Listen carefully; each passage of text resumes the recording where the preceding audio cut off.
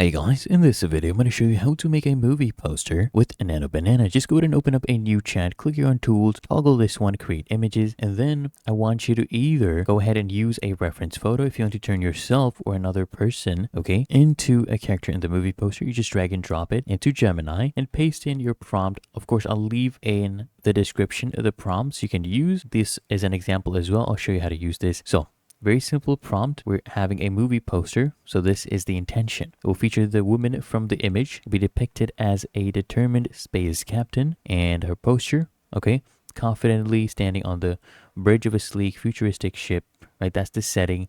And we're also describing what she's doing, okay, right here.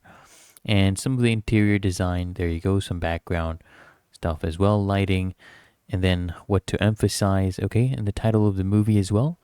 It will be across the top in a bold metallic font.